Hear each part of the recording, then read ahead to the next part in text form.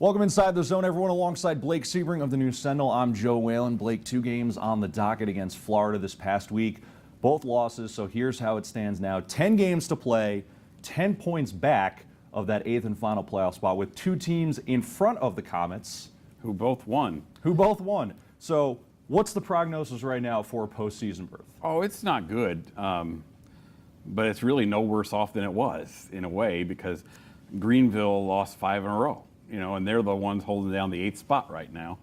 And so there is a chance. You just never know. But you got to see something out of the Komets first to think there's a real chance, because they didn't really put out much hope. We'll say that over the weekend. And certainly the takeaway, they lose both games to Florida, 12-5. They were outscored in those 2 games. Jeff DeLaurier getting lit up, but not necessarily his fault, as Florida just looked like a much faster athletic team. I liked watching Florida play. It's seeing some of the things they were doing strategically. They just shredded the Komets' neutral zone trap. My goodness, they were making passes from their own goal line to the other team's blue line. Just like, whoa, what was that? Type of thing. And they'd get an odd man rush out of that. It was crazy how good they were. Is it really just a matter of personnel at this point, or is it more... let's think about it this way. The Komets are as healthy now as they've been in 3 months, probably. It looked like Florida knew exactly what they were doing, and the Komets didn't have a clue what Florida was doing. The competitive juices just never got flowing because Florida was that good. You look at the shots on goal, 69-64 for Florida in those 2 games. So the Komets are getting their chances, but again, just not able to light the lamp. What is it at this point? Story of the season. I think, like Coach Sims said, there's guys that just have, their confidence is so shaken right now that, they're all thinking out there instead of just reacting, and there's just lack of confidence right now. What does it take to turn this thing around and turn it around in a hurry? Oh, like Brett Smith said, you got to get 1 win. Just get 1 win. But it just seems like they've been saying that for the last 3 months sometimes, all through February and now into March. And you think, boy, if they could just get 1 win. Sometimes you'd think if they could just score 5 goals in a game, it would let everybody relax and play. But I just don't know that that's going to work. Well, the trade deadline came and went on Thursday, and you kind of alluded to this already. They're healthy.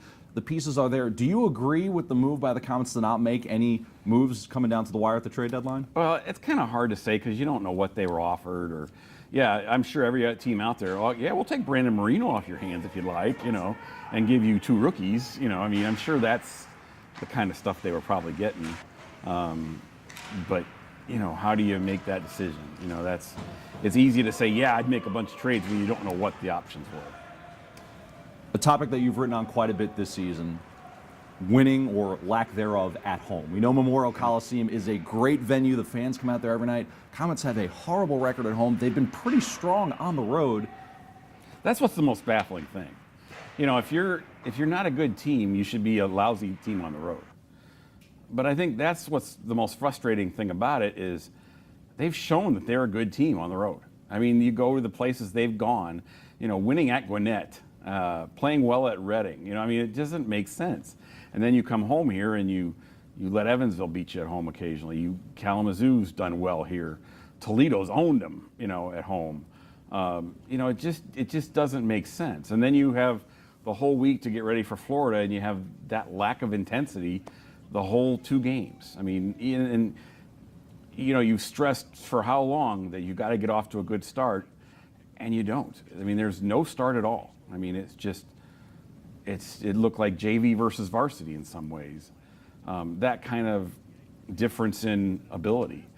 Florida was just clicking. They just tape, boom. And the Komets were like, oh, can we get out of the zone? It looked like Florida knew what was coming, and the Komets had no idea what Florida was trying to do. Were there any other consistent flaws that you saw in the Komets' play on the ice other than just the lack of intensity? I saw about 3-4 guys on the Komets who may have been able to play for Florida. Just from the way they were competing, I saw Marino and Brett Smith, and I thought Nick Wheeler really played hard this weekend. I saw some other guys that were playing hard that weren't able to get things done because of a lack of speed or whatever. And but I thought those three guys really gave a consistent effort all weekend from start to finish. But it was just hard. It was just there wasn't much there to cheer about. You know, I mean, I think the fans have been very patient this year, for the most part. You know, I mean, when you lose a Chris Auger and you lose a Daniel Maggio and you lose Colin Chalk for 30 games and you lose a Nick Schaus or a Gabe Gensel for 50 games when you desperately could have used one of them, and then you lose Kevin Ryder for that stretch. That's 5 good ECHL players the Komets couldn't replace immediately. You know, they got Jeff Delorier back. I mean, but I don't think there's no way as a one affiliate team you can afford to lose 5 good players like that. And they've tried, but I mean, you needed some other guys to step up, and it just hasn't been able to happen this year for whatever reason. You look at the schedule coming up, it's home on Wednesday against Evansville, on the road Friday at Kalamazoo, and then home again on Saturday against Greenville, And one Sunday. of those teams right there. And then on Sunday as well. I mean, do you pretty much have to win out at this point? Oh yeah, I don't think there's any doubt. I mean, even if you got to win out and you got to hope you get some help. Greenville's the one time this year that you can actually help yourself out of this trip. But you got to beat Kalamazoo because you can't assume somebody else is going to knock them off for you and they're ahead of you. Wheeling, you know, you don't play them again, but you got to hope somebody beats them. You know, you've got to keep an eye on South Carolina and maybe even Florida if they go into a slump. I mean, you kind of need the teams that are in 6 and 7 to keep winning, so hopefully they beat some of the teams that you're trying to chase. At this point, it's full-on desperation mode. There's no fine-tuning. It's just throw it all at the wall and see what sticks. Yeah, and sometimes you just, I don't know. They've tried changing up the lines. They did that Friday and Saturday, and their confidence is so fragile right now that when the other team scores first, you can almost see them. Oh boy, here we go again. You know, and you know the fans are thinking it, and there aren't any answers. All right, well, the Komets certainly have their work cut out for them this week. Blake, we appreciate the time. You can catch his work every day in the News Sentinel and on Tailing the Komets. That's at newssentinel.com. You can check out Blake's fantastic Komets blog there. And, of course, tune into Wayne.com and Wayne TV as well for all your highlights. And we'll see you back here next week, hopefully, with some good news.